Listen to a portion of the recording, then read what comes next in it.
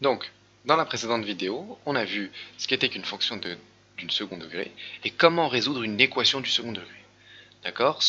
La vidéo d'avant va vraiment être primordiale pour cette vidéo-ci où on va voir les différentes formes que peut prendre une fonction du second degré. Du coup, la première forme qu'on vous a montrée, c'est f de x égale à ax au carré plus bx plus c. Cette forme-là, c'est ce qu'on appelle la forme développée. Ok? Développée. Ok? À différentes zéros, on précise bien. Du coup, ça c'est la première forme. Il va y en avoir trois. Ok? Du coup, qu'est-ce que j'ai dit tout à l'heure? On va reprendre l'exemple de tout à l'heure. Une fonction du second degré de la forme développée, ça peut être x au carré plus x moins 2. Ok? Du coup, maintenant, on va passer à la deuxième forme que vous devez connaître. Ça va être la forme canonique. Ok? La forme canonique, comment on l'obtient? Eh bien, c'est une formule que vous devez connaître et que vous devez savoir appliquer. F de x, c'est égal à quoi? C'est égal à a facteur de x moins alpha au carré plus bêta. Ok. Là, j'ai rajouté deux termes, alpha et bêta. Ne prenez pas peur, ok, je vais les définir tout de suite. Et vous allez voir que c'est pas si compliqué que ça. Alpha, c'est égal à moins b sur 2a, il faut le savoir. Et bêta, d'accord, ça va être égal à f de moins b sur 2a. Ok, donc f de alpha. En gros, alpha, vous avez juste à utiliser moins b sur 2a, enfin, vous prenez le b, vous mettez au négatif, divisé par 2 fois a, vous avez la valeur de ce que vous allez mettre ici. Attention au signe, c'est très important de ne pas se tromper. Et ce que vous allez trouver là, vous allez le rentrer dans la fonction. Ok, on va remplacer tous les x par alpha pour trouver bêta. Ok, du coup, ce qu'on va faire là, c'est qu'on va passer de la forme développée de notre exemple à la forme canonique. Ok, donc, qu'est-ce que j'ai dit moi? J'ai dit f de x, c'est égal à a. Du coup, a ici, qu'est-ce que c'est? Bah, c'est 1. Donc, comme c'est 1 fois quelque chose, ça va faire quelque chose. Donc, ça fait entre parenthèses x moins, alors, alpha, il va être égal à quoi? Alpha, on va prendre une autre couleur. Alpha, il va être égal à moins b. B, c'est 1, du coup, ça fait moins 1 sur 2 fois 1, du coup, moins 1 demi. Ok, donc, attention, là, ici, c'est un moins. Du coup, mon alpha, c'est moins 1 demi. Du coup, moins et moins, ça fait plus. Ok, donc plus 1 demi au carré, plus, et là, je vais calculer bêta à part. Bêta, c'est égal à quoi?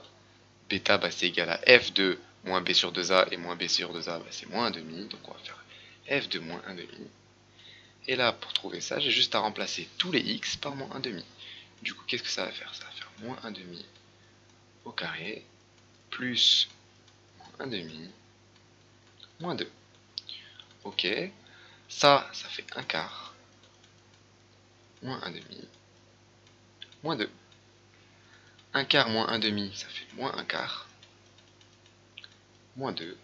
Et ça, qu'est-ce que ça fait? Bah, je vais mettre au même dénominateur, moins 8 sur 4, ça fait moins 9 quarts. Ok, du coup j'ai trouvé mon bêta. Là, il n'y a pas d'histoire de signe puisque c'est un plus. Du coup, là, ça va pas être plus, ça va être moins 9 quarts. Ou plus, moins 9 quarts, entre parenthèses. Ok, moi je préfère écrire comme ça. Du coup, voilà, je suis passé de la forme développée à la forme canonique. Vous voyez que c'est assez rapide. Alors moi, j'ai l'habitude, mais vous, au début, ça va peut-être prendre un peu plus de temps, le temps que vous remémoriez les formules, que vous fassiez f de alpha. Voilà, il faut que ça devienne mécanique, il faut que vous sachiez le faire, ça va vraiment être très très important.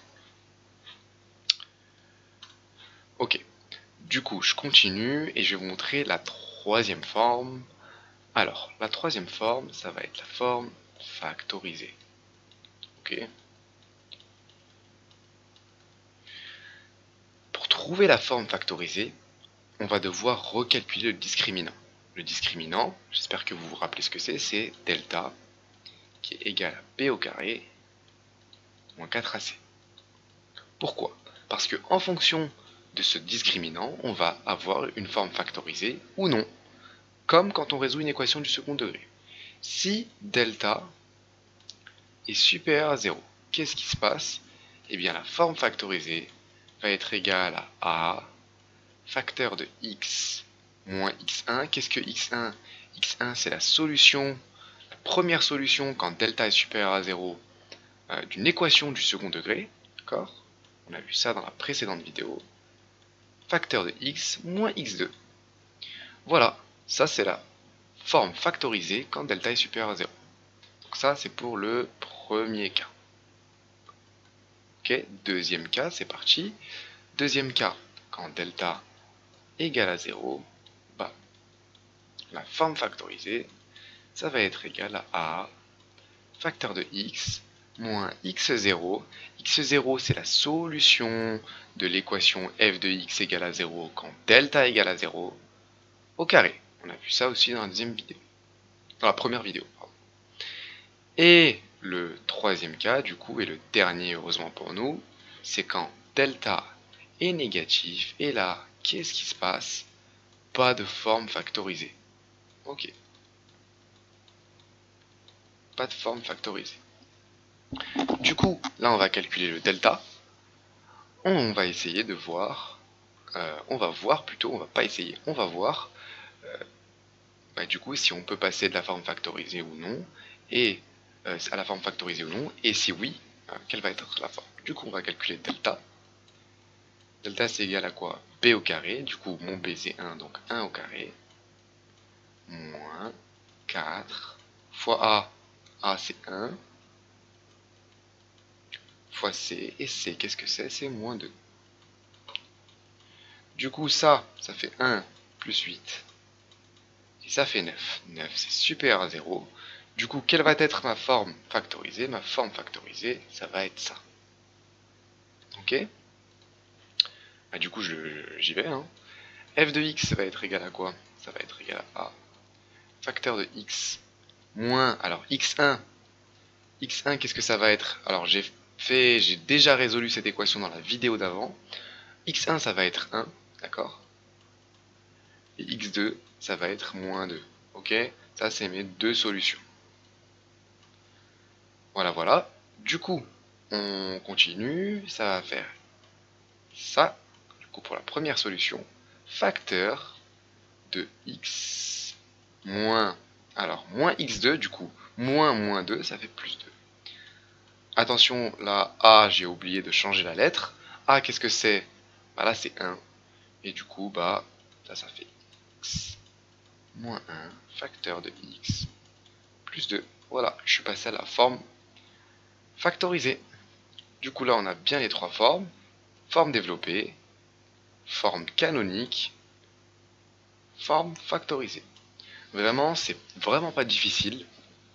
Vous avez juste à vous entraîner, essayer de faire tous les cas possibles.